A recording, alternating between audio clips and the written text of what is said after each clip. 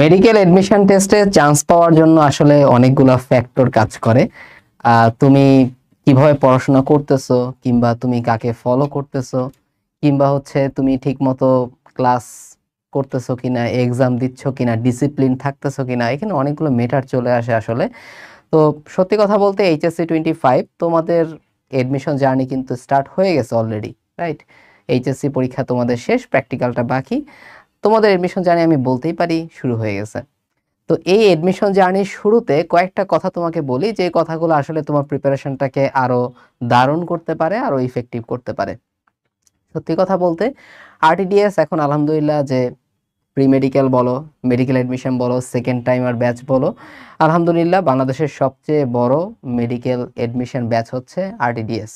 ওকে, সবচেয়ে বেশি শিক্ষার্থী আরটিডিএস এর সঙ্গেই তাদের স্বপ্নযাত্রাটা শুরু করেছে, স্বপ্নযাত্রাটা করতেছে, এবং এতদিনেও অনেকেই আছে যারা যারা তাদের স্বপ্নটা অলরেডি পূরণ করে ফেলছে মেডিকেলে চান্স পাওয়ার মাধ্যমে, আলহামদুলিল্লাহ। তো তোমাদের জন্য আসলে আরটিডিএস এখানে। তো এবার আমরা আরেকটু ব্যতিক্রম ভাবে তোমাদের জন্য চিন্তা করছি। কিভাবে চিন্তা করছি? তোমরা জানো যে আরটিডিএস হচ্ছে পুরোপুরি ডিএমসিএন টিচার প্যানেল। আলহামদুলিল্লাহ আমরা এতজন মিলে, আমরা দুইটা platform road to DMC, DMC station মিলে আরটিডিএসটা গড়ে তুলেছি তোমাদের জন্য, যাতে তোমরা বেস্ট গাইডলাইনটা পাও, বেস্ট ক্লাস পাও আমাদের থেকে।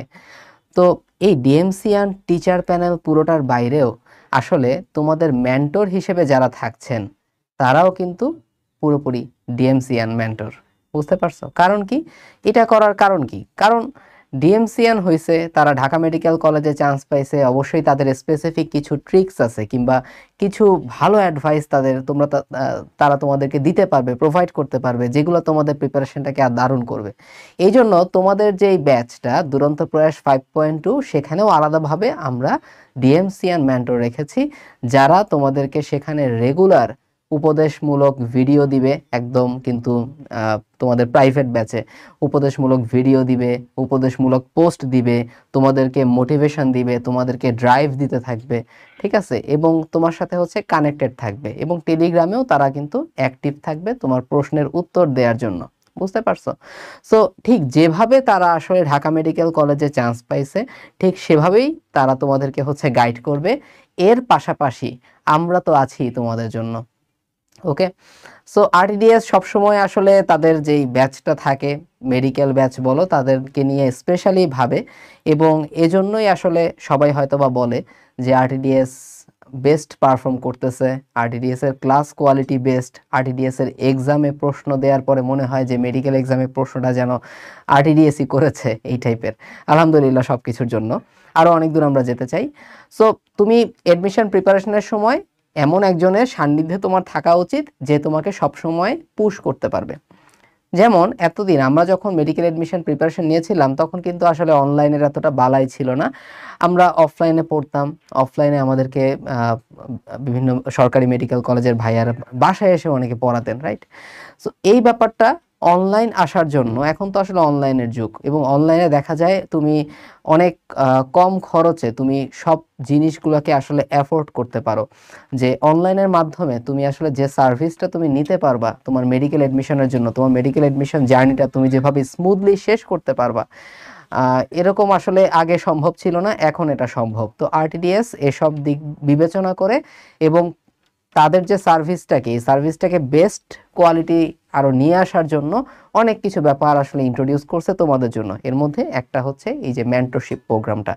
এই মেন্টরশিপ প্রোগ্রাম কিন্তু তোমাদের জন্য একদম একদম ফ্রি অ্যাক্সেসই তোমরা পেয়ে যাচ্ছ অবশ্যই। কারণ কি বলছি, তারা তোমাদের সাথে প্রাইভেট গ্রুপেই কিন্তু কানেক্টেড থাকবে।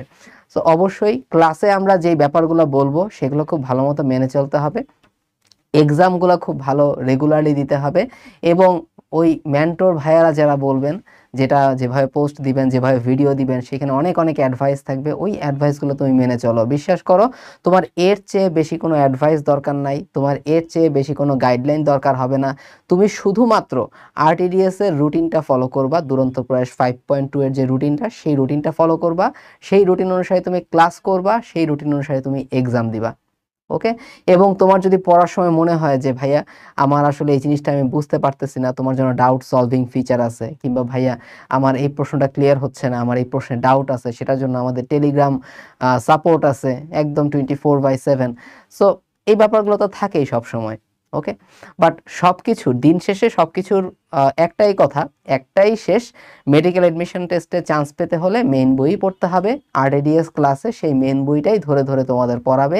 এর বাইরে আর যা কিছু লাগে সব কিছুই আরটিডিএসই প্রোভাইড করবে। সো আরটিডিএস বাদে তোমাদের অন্য কিছু আর চিন্তা করার কোনো দরকার নাই। তুমি যদি শুধুমাত্র অনলাইনে কানেক্টেড থাকো, তোমার পক্ষে ঢাকা মেডিকেল কলেজেও ইনশাল্লাহ চান্স পাওয়া সম্ভব। কারণ এই রেজাল্টগুলা এভাবে শুধুমাত্র আরটিডিএস এর সঙ্গে অনলাইনে থেকে অনেক ভালো রেজাল্ট করার দৃষ্টান্ত আসলে আমাদের স্টুডেন্টরাই করে দেখিয়েছে। এই জন্য আমরা কনফিডেন্টলি এই ব্যাপারগুলো বলতে পারি।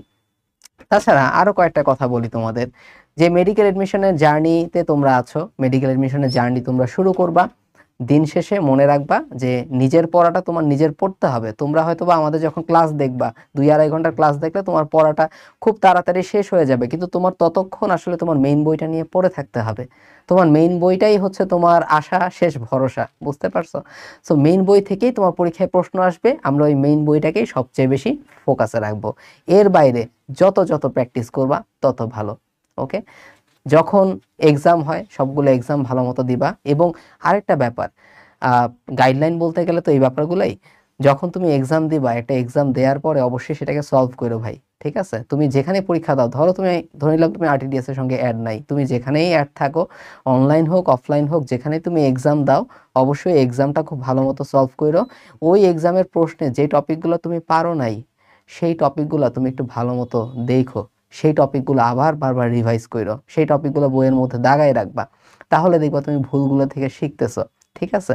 মেডিকেল এডমিশন টেস্ট এবং অন্যান্য সকল এডমিশন টেস্ট আসলে ভুল থেকে শিক্ষা গ্রহণ করা।